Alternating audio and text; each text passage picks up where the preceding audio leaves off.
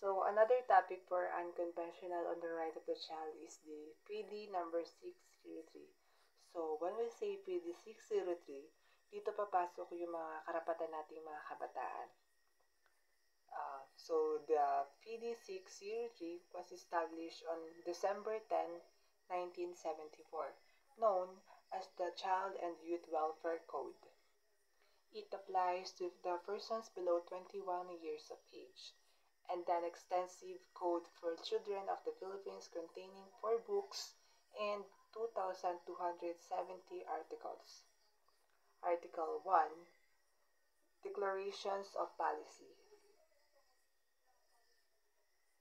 The child is one of the most important assets of the nation. Every effort should be exerted to promote his welfare and enhance his opportunity to a useful and happy life. So, here in Article 1, Declaration of Policy, sinasabi dito na the child is one of the most important asset of the nation kasi kaya nga natin nasabi na ang kabataan ng pag-asa ng ating bayan. So, Article 2, Title and Scope of the Code.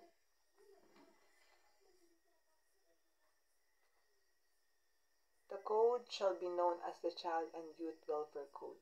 It shall apply to the persons below 21 years of age except those unanticipated in accordance with law.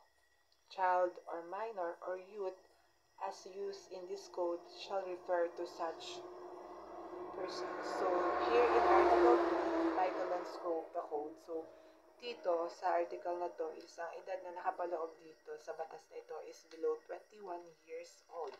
Except for those unanticipated in accordance with law. Article 3, Right of the Child. So, here in Article 3, all children shall entitled to the right herein set forth without distinction as the legitimacy or illegitimacy, sex, and social. So, dito sa Article 3 is, andun na nga, yun. Article 4, responsibilities of the child. Every child, regardless of the circumstances of his birth, sex, religion, social status, political antecedents, and other factors shall. Article 5, commencement of civil personality. The civil personality of the child shall commence from the time of his conception, for all purposes favorable to him, subject to the requirements of Article 41 to the Civic Code. Article 6 abortion. The abortion is on a conceived child, whether such act be intentional or not, shall be governed by the pertinent provisions of the revised penal code. So, abortion, whether intentional man or hindi, is labag po ito sa ating batas na magpalaglag ng bata. Article 7, non-disclosures of birth records. So, the records of persons' birth shall be kept strictly confidential, and no information relating there shall be issued. So, dapat kung ano man yung nasa birth record ng bata should be or shall be strictly confidential. Article 8, Child Welfare Paramount. In all questions regarding the care, custody, education, and property of the child, his welfare shall be the paramount consideration. So, dito sa Article 8, bukod sa care, custody, education, property of the child, bukod doon, mas importante daw yung welfare ng isang bata. So, Article 9, levels of growth.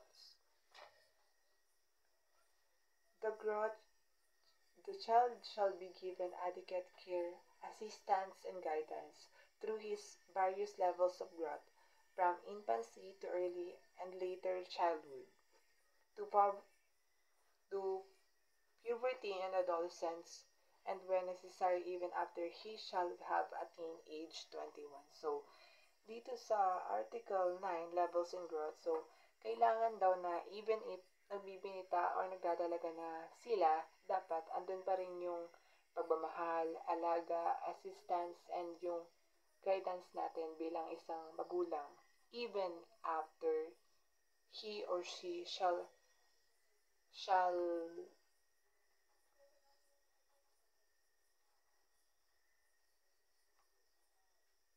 have attained 21 years old. So, kahit 21 na siya, dapat andun pa rin yung pagmamahal na talaga natin as a parents.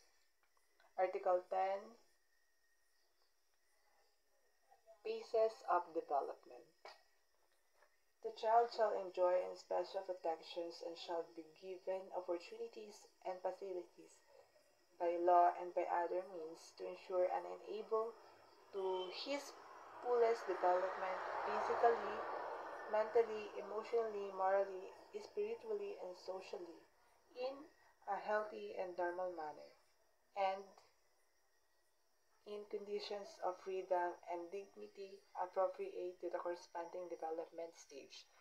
So, dito sa Article 10, Phases of Development, so dapat ang mga kabataan ay ma-enjoy nila yung pagiging bata nila. Hayaan natin silang makapaglaro lang sila.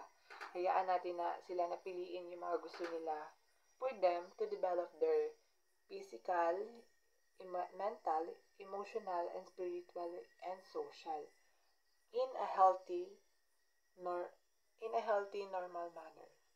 So, Article 11, Promotions of Health. The promotions of child health shall be given with adequate prenatal and postnatal care, both for him and his mother. All appropriate measures shall be taken to ensure his normal total development. It shall be a responsibility of the health, welfare, and educational entities to assist the parents in looking after the health of the child.